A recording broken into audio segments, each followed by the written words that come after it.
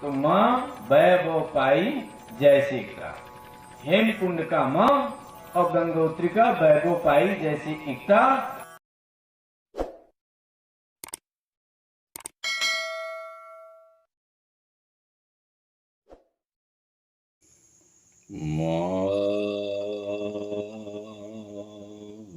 वैभव पाई जैसी एकता। वैभव पाई जैसी एकता।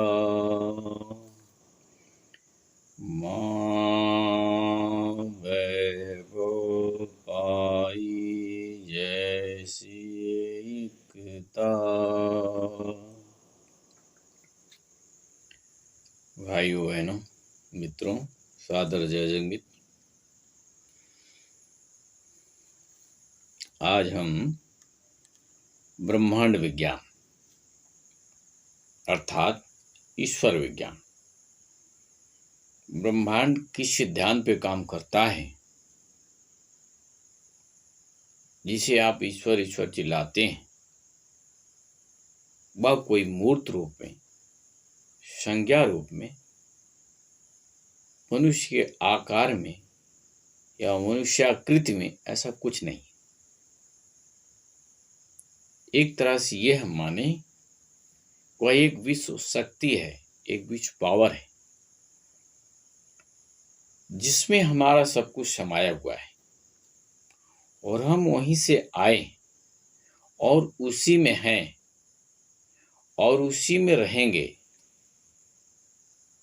उसी में हम अपना सुख और दुख अनुभव कर रहे हैं। उसी के द्वारा अनुभव करता, दृष्टा, भोक्ता, भरता हम सब हैं। हम स्वयं जिम्मेदार हैं। किंतु ब्रह्मांड किस सिद्धांत पे काम करता है, इसकी जानकारी हमको नहीं है। ब्रह्मांड एक पावर है, एक एनर्जी है, एक ऊर्जा है, एक विचार है।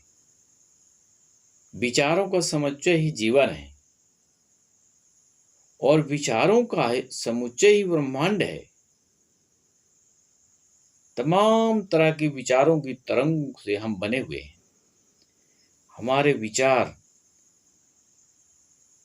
जब कई बार दोहराए जाते हैं, वे बीज के रूप में अंतरिक्ष में बपन हो जाते हैं। हम दो तरह के बीज बोते हैं, एक भौतिक, एक अभौतिक। भौतिक जमीन में बोते हैं, अभौतिक अंतरिक्ष में बोते हैं, ब्रह्मांड में बोते हैं।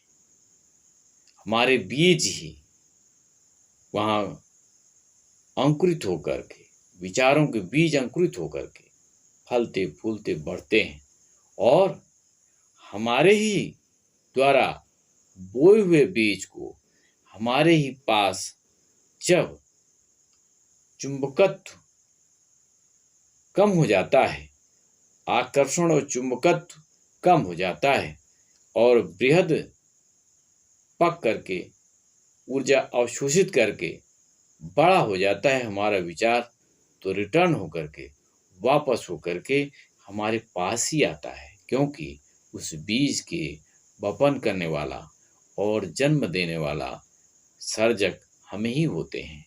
इसीलिए जैसा हम बीज बोते हैं वैसा हम काटते हैं। हम दो तरह की फसल काटते हैं, एक जमीन में और एक अंतरिक्ष में, जिसे हम नहीं जानते। हम जो भी ब्रह्मांड में बोएंगे, जान और अनजान में, वही हम काटेंगे।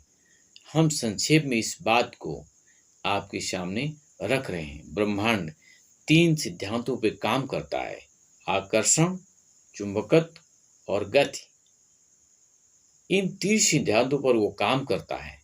यदि यह तीन चीज आप नहीं जानते तो इस संसार में आप चिल्लाते रहें, मरते रहें, पिटते रहें, पर आपको वह लाभ नहीं मिलेगा जो आप चाहते हैं। आइए, यदि आपको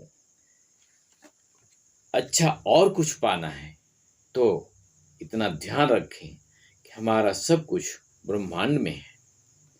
अपना विचार ही वस्तु का निर्माण करता है। विचार किसी चीज का भोग नहीं करता। विचार से ब्रह्मांड का सृजन हो रहा है। ईश्वर सद्विचारों का समुच्चय है। ब्रह्मांड कैसे काम करता है? आकर्षण, चुंबक और गति के सिद्धांत पर काम करता है। यदि यह ज्ञान आपको हो गया, इस ज्ञान के लिए आपको ब्रह्मांड विज्ञान पुस्तक का अध्ययन करना होगा, अर्थात कुदरत को आपको अध्ययन करना होगा। दूसरी बात, एक और आपसे निवेदन करूंगा, आप देववाद में उलझे हुए हो, ईश्वरवाद में उलझे हुए हो, इसलिए वहां से हम आपको मुक्त करना चाहते हैं। कैसे? भय ने पितरों को देवता माना है। भय ने देवताओं का सृजन किया है। सुपर सेंस, थर्ड आई हमारे मस्तिष्क में है, जिसे आप तीसरे नेत्र कहते हैं। सबके मस्तिष्क में देवलोक मानव का मस्तिष्क है, कहीं आसमान में देवलोक नहीं है। मानव की उम्र लगभग 2.5 अरब वर्ष की है, अर्थात हम वायरस बैक्टीरिया से चलकर 2.5 अरब वर्ष में मानव तन तक पहुंचे हैं। मानव स्वयं अपना पूर्वज है, उसका कोई पूर्वज नहीं है। मानव का मस्तिष्क अन्य जीवों की तुलना में अधिक ज्ञानी क्यों है? इस तथ्य को जानने के लिए आप कुदरत में गोता लगाएं, पागल पोथी में गोता लगाएं, समन्वय मिशन की पुस्तकों में गोता लगाएं, तभी आप इन सब का उत्तर जान पाएंगे। हम केवल शीर्षक आपको बता रहे हैं। और अंत में कहाँ है हमारे जीवन का अंत? आप यही नहीं जानना चाहते हैं कि हमारे जीवन का अंत कहाँ है? हम यहाँ से जाएंगे तो मिलेगा क्या, होगा क्या? इसी ऊहापोह में आप जिए चले जा रहे हैं, वो समझ नहीं पा रहे हैं। इसलिए आइए ब्रह्मांड विज्ञान समझें, अर्थात ईश्वर विज्ञान समझें। ईश्वर कोई न्यायाधीश की तरह, कोई शासक की तरह बैठा हुआ कुछ नहीं है। आपके अंदर और बाहर प्रतिपल, जान में और अनजान में आपके साथ हैं। आप वही हो और वह भी आप ही हैं, पर आप न जानने के कारण कुछ गलत आप विचार इस ब्रह्मांड में बो देते हो, उसी के कारण दुखी हो। इसलिए गलत विचार, घृणा, ईर्ष्या, द्वेष, गंदे विचार मत बोएं। यदि बोएं तो करुणा, प्रेम, दया, उदारता बोएं, और ना बोएं तो कुछ भी न बोएं, रीति हो जाएं, खाली हो जाएं। वह अपने आप ऊर्जा पहले से भरी है और भी भर जाएगी। आप जब ईश्वर विज्ञान जान जाएंगे, आप प्रकृति विज्ञान जान जाएंगे, आप जीवन विज्ञान जान जाएंगे, तब आप सुंदर जीवन जिएंगे। इन्हीं शब्दों के साथ हम अपनी वाणी को विराम देते हैं। आशा करते हैं आप समन्वय मिशन के सभी साहित्यों का अच्छे से अध्ययन करेंगे। ओम शांति शांति।